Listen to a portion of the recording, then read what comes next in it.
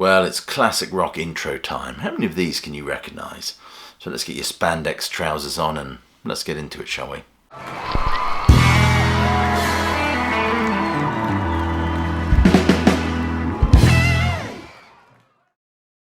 Welcome, classic rock fans, to another quiz. Yes, I know we did one a few days ago that wasn't that successful. But bear with me. Trial and error and all that sort of stuff. If you're new to this channel, please do click like, subscribe and check that notification bell. It makes all the difference to the YouTube algorithm. And check some of the links below this video for where you can support the sterling work done at Classic Album Review. Well, that's that said. As you know, a few days ago I tried doing a quiz just for a bit of fun, really. And a lot of you said, what is all this esoteric nonsense that I've been foisted upon you? And I thought maybe you have a point, so I thought I'd give it a go. But this time we'd look at some classic rock intros. Can't go wrong with those, can you? I anticipate that you'll all at least get at least 50% of these. If you get 100%, you are officially a classic rock god. Anyway, enough of all this flannel. Let's get into it, shall we?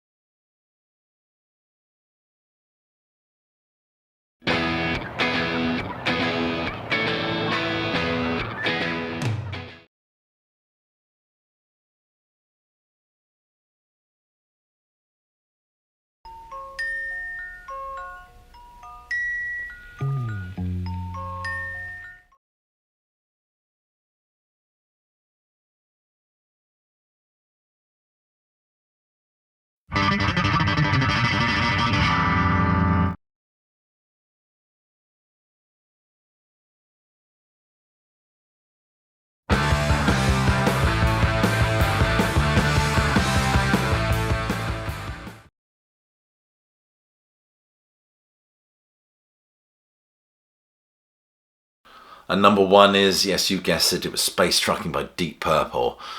My favourite song by Deep Purple, actually, that wonderful, wonderful Mark II lineup. Interestingly, Richie Blackmore says that the song was actually inspired by, or at least based on, the kind of the Batman theme. I can't hear it myself, but there you are. And he asked Ian Gillan to write lyrics over it. Although I have it on good authority that some of the music of this piece was actually lifted from that long, spaced-out jam that was Mandrake Root. Number two is Loving Spoonful and Summer in the City.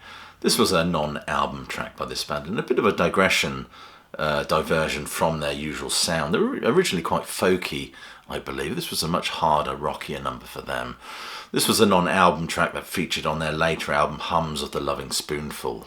This was one of the first pop songs to feature everyday sound effects like pneumatic drills and car horns. Pet Sounds, though, does actually predate this. Number three is Uriah Heep and the Wizard, where the band get all kind of hey nonny nay on us. This is lifted from their 1972 album Demons and Wizards. Of course, it's a gentle acoustic number whose lyrics tell of a wanderer that meets with the wizard of 1,000 kings. My word, how Dungeons and Dragons is that? Number four was The Doors and Touch Me. This was one of those albums, The Soft Parade. It came in 1969, if I'm not mistaken. It was one of those albums that was incredibly divisive amongst Doors fans and rock fans alike. I've had numerous people tell me how much they detest this album. Of course, the band shifted to a very different sound from the dark, woozy psychedelia of their first 3 albums. Interestingly, at the end of this song you can hear Morrison shouting "stronger than dirt," which was actually a reference to an Ajax commercial. I mean, my word, what were these guys on? Actually, don't answer that. Number 5 is Alice Cooper and "Be My Lover." This was from a time when this band were on the money, $1 billion of it perhaps. It was actually written by guitarist Michael Bruce, a very undersung musician in my opinion. Of course you get the wonderful production from Bob Ezrin on this as well. Record World said it was the best thing they've done since 18, and Cashbox said it was an autobiographical groupie tune. And number 6 was The Darkness, I Believe in a Thing Called Love. My word, this was huge in 2003, I think it came out. Bloody good year for English rugby, by the way. This was everywhere, if I remember correctly. And it comes from their debut album, Permission to Land. A lot of people don't like this band. I mean, at the time there was a lot of hoo-ha about whether they were just kind of a piss take of classic rock. With their high camp, spandex-clad antics and histrionic vocals, they certainly ticked all those boxes. And this song was the song that kind of introduced them to us all, and it peaked at number 2 on the UK charts. Number 7 is Blur and Park Life, a song that actually features the spoken word of actor Phil Daniels. Graham Coxon, forgive me for referring to my notes, said it was actually a sarcastic rather than a celebration of Englishness. He said the song wasn't about working class. It was about the park class, the dustbin men, pigeons, joggers, all the things they saw on a kind of everyday stroll, so to speak. What they're doing hanging around parks, I don't know. Number 8 is The Velvet Underground and Sunday Morning. This was the last song recorded by the Velvet Underground and Nico. It was actually suggested by Tom Wilson, who felt they needed another song with Nico on vocals. And Nico certainly brought an air of kind of European sophistication to this band. Interestingly, Lou Reed said the theme of the song was actually suggested by Andy Warhol, who approached him and said, "Why didn't you write a song about paranoia?" Number 9 is The Stranglers and No More Heroes. I was so proud to see the original lineup of this band. Of course, it's interesting number of that iconic opening that refers to lots of kind of anti-heroes in many ways.